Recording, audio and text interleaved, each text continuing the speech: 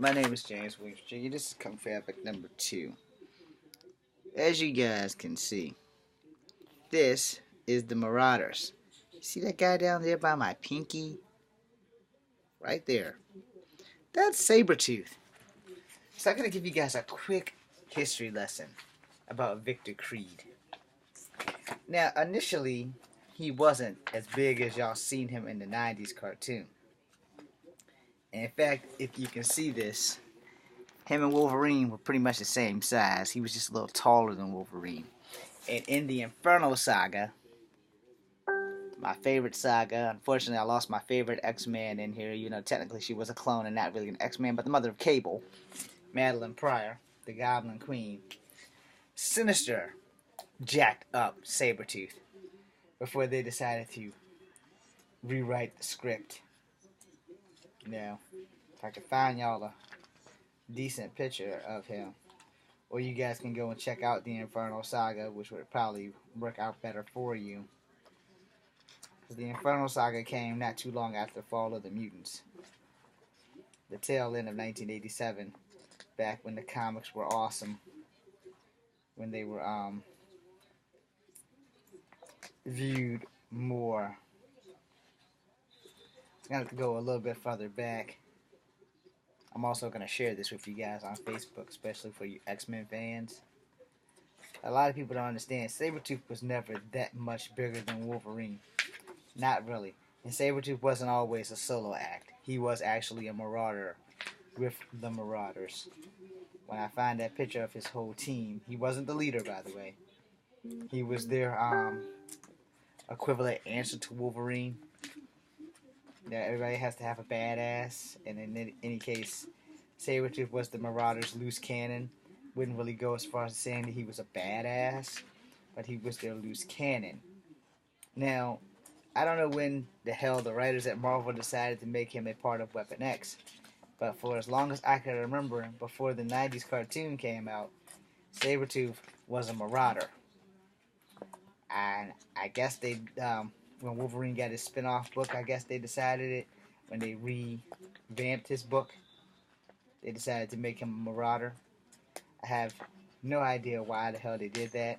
And I didn't work for Marvel. I still don't work for Marvel. But if I ever work for Marvel, I will be sure to ask and give you guys an update. So that's going to happen about next to never. But as I go through this book, you know, let me explain to you guys. I had the old Marvel cards, and before they updated them, Victor Creed was 5'7". He was only 190 something pounds, where Wolverine was 296 pounds and only 5'3", and the only reason he weighed so much was because of his adamantium skeleton. Alright, so let's get that established real quickly. This is about Victor Creed, this isn't about Wolverine. But just so you guys can catch a break of this, far enough back, you guys can see all of them together. I don't know how to make this focus, so you're going to have to deal with it because I did this mirror thing, so I kind of totally screwed this up. But I'm not going to undo it and redo this whole report. That's not a fucking option.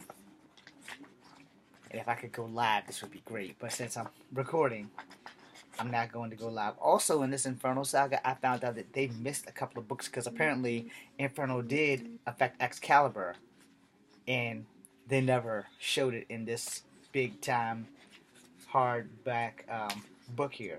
But they did bring in the X-Terminators. They brought in every X-team except for Excalibur, which kind of pissed me off because I found out about the Excalibur book in the comic store, and like an idiot, I didn't buy it then, so I'm regretting it now because I thought that when I bought this, I had every book in there.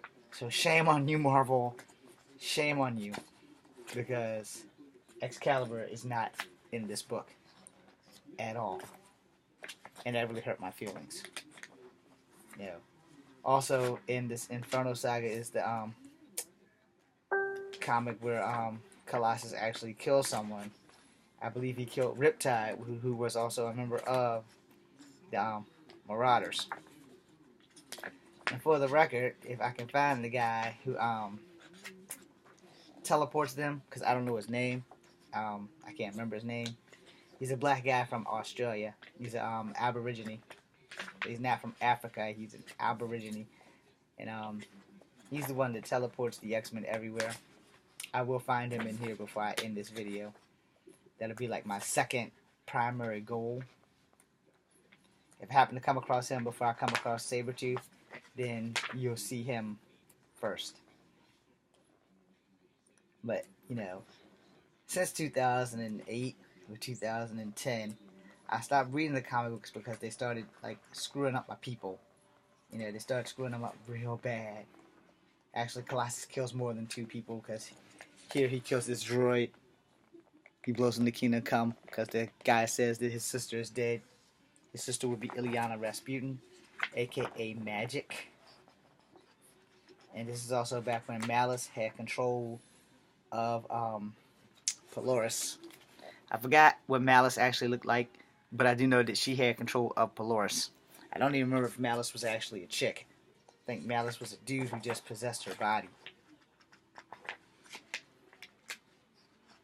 And this is the comic where I discovered that Longshot's power was not really an awesome power. He has the power of luck. He starts down there. He throws the blade blindly because Prism, or whatever the hell her name is, it makes people dizzy. He missed the thing and it got her anyway. What the hell was her damn name? Hell, I can't think of her fucking name. You gotta read it to find out. Vertigo. That was her name. Vertigo, who was a Marauder. The Marauders were some badass bad guys. They really kept the X-Men on their toes. And this is Riptide. He escapes this time, but later on, Colossus does kill him. I'm flipping backwards through the book. Here's a picture of all the Marauders except, of course, Sabertooth. He's not in that pile of people. But the Marauders on this side, I'll read them off to you. You have Polaris, Sculp Hunter, Harpoon, Riptide in this corner here, Prism, and Vertigo. You're missing Archlight and Sabertooth. They're not in there, but they are members of the team. And I probably didn't say Archlight's name right, but they also don't have them written down over here in the corner like they should have. But, again, shame on you, Marvel. I paid $88 for this damn book. Before I joined the army, I paid for this book, and I didn't get to read it until I got out of the army. So, but I had all the most of the Inferno Saga, except for a couple of high school bullies took them from me, and then they got them back to me, and thought that everything was kosher. And then when their shit got missing, the first thing they thought of was that I did it. But I'm like the biggest germaphobe that ever was, so that wasn't a thing. Also, I would like to tell everybody that I completely made a mistake about Amadeus Cho being an exterminator. The guy is actually a Japanese guy, and his name is Taki Masamuro or some shit. He's a Japanese guy. Well, clearly Amadeus Cho is Chinese. Excuse me, Cho is Korean. And speaking of that guy, he's the exterminator guy. That's him right there. I don't know what Marvel's done with him lately, but his powers is much like Forge. He can control over substances around him, and he can make anything basically bend to his will. He made his wheelchair into like a rocket ship and a helicopter and all this other stuff. And he's a good character, but you don't know whatever happens to him after that. But you do know he has a mutant power.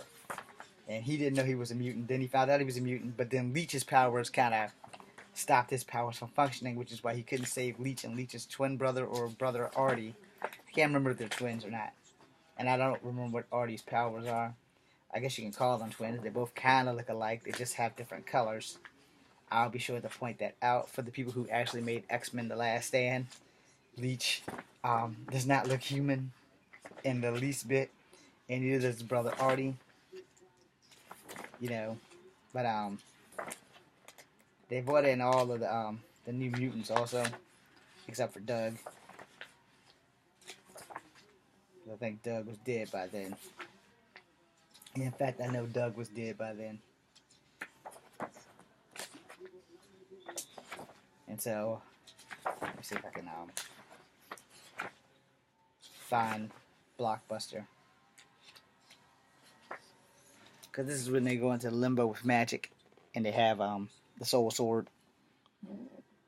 so that everybody understands that I'm not completely an ass about it.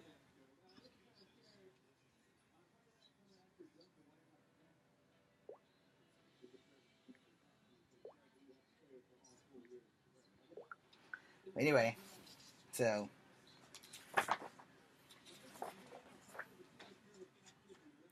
I can't think of the guy's name, but this is the Asian fella. It's in the corner down here at the bottom. I wish you guys could tell me what the hell Marvel did with him since Exterminators. Two of them became members of X-Force, and the other two became members of the MLF, and freaking um, Leech and them moved back down into the bottom of the mansion with the Morlocks. So you can tell how long it's been since I've read an X-Men comic. There's no one even mentions the Morlocks. But I'm gonna show you Leech and his twin brother, because they're kidnap victims. As you know, like I said, I'm flipping backwards instead of forward. I'll be able to tell you this guy's name in a minute. This little Asian fella.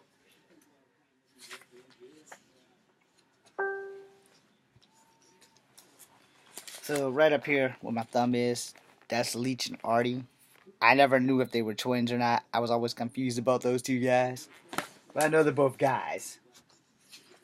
Unless you're gonna play a really bad joke on your daughter and name her Artie. There's the Exterminators cover for the Inferno Saga. Because Exterminators had a mini-series, and this was pretty much the introduction to that. And I think after that, they kind of took it out. So, there's all your Marauders down there. And there's the fastball special being reversed by Polaris against Colossus. Because Wolverine used to use the fastball special on the bad guys, but Polaris decided, hey, I'm going to take a page out of your book and use Colossus as fastball special because she has the power of magnetism and she's the illegitimate child of Magneto.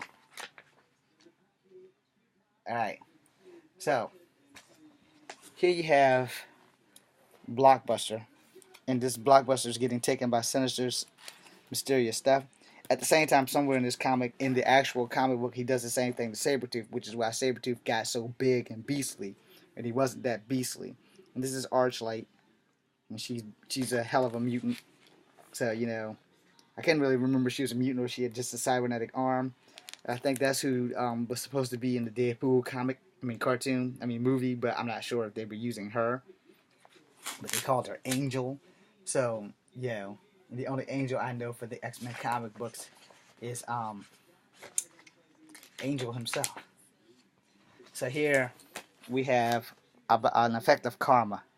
Right here is when Colossus bumps into Blockbuster, or Blockbuster bumps into Colossus, and they have a little throwdown in lyrics like, "Who are you? I'm Blockbuster. I'm Colossus." And Colossus punches the shit out of him. Later on in the story, he pays Colossus back in droves, and then Havoc kills Blockbuster. So we know that Blockbuster can't come back. But if you look at the same picture over here, there's Blockbuster flying through, and there's Prism. I forgot that guy, and there's Archlight down there. That there's Sabertooth before the transformation. And if I can find one of him actually small, which I'm pretty sure I'd have to go all the way downstairs and dig up the entire comics, you know. Down here, Sabertooth in a doggy style. He's a little beastly, but he's not like he was in a 90s comic. So I guess they rebooted him or whatever. And the X-Men right here, they're living at the Reaver's house after Wolverine had basically took over, and the Marauders were gone and the Reavers were gone, or so they thought the Reavers were gone. So Dazzler and Longshot had a little Dazzler, Longshot, and there we go. This black guy right here, he's the teleporter. because the X-Men didn't have any means of talking to Lila Chinley anymore because no one knew where she was at. She was out trotting around the galaxy and whatnot. But the Inferno Saga is a pretty decent story. There you have all your Marauders. See, this time you have Sinister, you have the Goblin Queen, you have Polaris, you have Archlight, Riptide, I forgot this guy, you have Sculp Hunter, Harpoon, and Sabertooth. Riptide's not in there again. I don't know why he's not in there, but Riptide is one of their members. And right here, you can tell that Sabertooth is not as beastly as he becomes in the 90s comics. But the Inferno Saga is one of the best hands down stories. It's a tragedy, but it's one of the best hands down stories for the X-Men in general. And it doesn't explain how the hell Sinister and Malice got control of Polaris, but they have control of Polaris. And it's really a interesting concept of how the hell that happens. I'm going to be able to tell you this kid's name in a minute with the wheelchair, who I kept thinking was Amadeus Cho, but he is not Amadeus Cho. So I'm sorry to all you fans who followed me and thinking that I was correct on Amadeus Cho. There's a better picture of Artie and Leech. Characters, they seem to magically disappear. Let's see. You're going to tell me this guy's name so I can tell you this guy's name. Where the hell is it?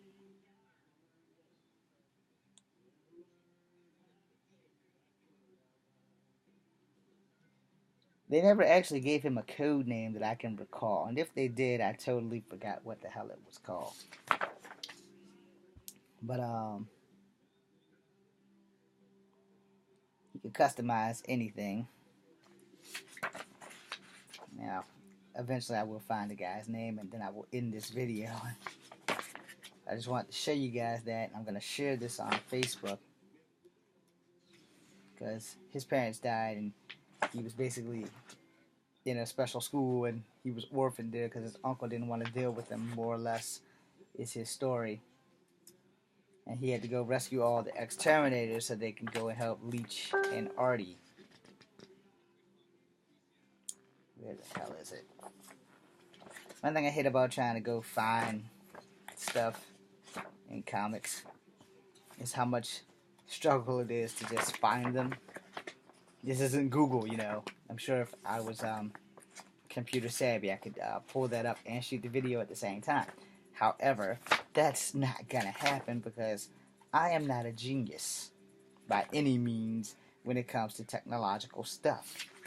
Now, common sense stuff, I pretty much got that wrapped. Tighter than a dog stick. So, I'm about to find this guy's name, and then I'm gonna end this video. Let's see. Alright, he got knocked out. So his last name or his first name is Takashi. It does say his whole name in here somewhere. Because I can't remember what the hell it was.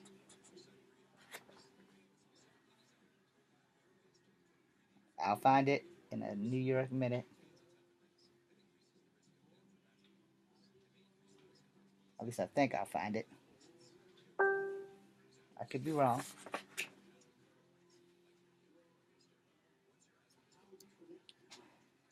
Yeah, so Takashi is, I believe, his first name. I think I overlooked it and passed it. Because the X-Men dealt with a lot of mutants, and I don't know if you can consider Power Pack mutants, but they did have like superhuman abilities, if you would. So let's see if I can find the page.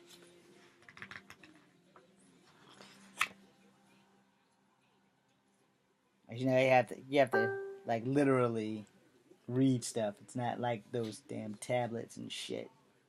You can just like Google this some bitch. You can't Google him if you don't know his name though. So sometimes it's better to learn how to read stuff. Alright, so where is it? Where is it? Alright. Come on, Takashi. Alright, that's his first name. Or his last name. Not real sure. Takashi Matsuya. He calls the school and they hang up on him. Takashi Matsuya. I don't know what the hell his code name was in Exterminators because Rusty, I forgot what his code name was. Skids was her code name. I forgot what her first name is. Boom Boom or Meltdown or Boomer. Depending on which X-Force name you want to call her. She's Boom Boom in Exterminators. Her real name was Tabitha Smith. Sam Guthrie was her love interest in X-Force. And then she kind of left him for Roberto da Costa. Sunspot. Now, Richter was down with Wolfsbane for a while until that whole Genosha shit happened. And Magic went to become a Valkyrie. Mirage went to become a Valkyrie. Magic died. She gave soul possession of the soul sword to Kitty Pryde, who God only knows what she did with it. I think she left it in limbo because she was the only one that Ileana trusted with it over Mirage and all the other members of the X-Men team. And Doug died. Skids and Rusty became members of the Mutant Liberation Front. And Cable took over X-Force right about then because Magneto, I guess he just quit. I don't recall what the hell led Magneto to leaving the X-Men. I guess that was like when they were still trying to figure out what the hell was going on with Charles Xavier. And right after the Inferno Saga and the Extinction Agenda, they went into space and brought Xavier home with the Shi'ar Empire. So everybody's tangled with the Skrulls on some level or another. So I haven't read the X-Men vs. Inhuman saga yet. I have every issue except for issue 1. I have issues 0 through 5, like I said, except for issue 1. So once I get issue 1, I'll be able to read all of them and find out what the hell's going on and what the future of the X-Men hold. But again, I'm not going to be reading any more X-Men books because once they left the writers that were going in this direction, they took all my favorite X-Men and were keeping them alive and doing all this stuff and made Psylocke Asian and all this other stuff. I was pretty much done when they killed Psylocke off with the Lexi virus, and they brought her back, and they killed her again, and they brought her back. She was gonna marry Angel, and then I think they killed them, and then I said, fuck it. And sometimes, when you love something so much that you have to reach fuck it, because it hurts you on the way to doing things, it's kind of the same thing like with Mass Effect video games. You know, you invest all your time and your heart, you fall in love with these people, man, and then you reach fuck it. Because this really was the end of Madeline Pryor. And I really liked Madeline Pryor because she was a clone of a mutant who had lead mutant powers of the Phoenix as well as Jean Grey. And you don't really find that out until she dies in that book, in that saga. And that's pretty much the gist of it. So hopefully you guys will all like it. I'm James Williams Jr. Come for having number 2. Be seeing you.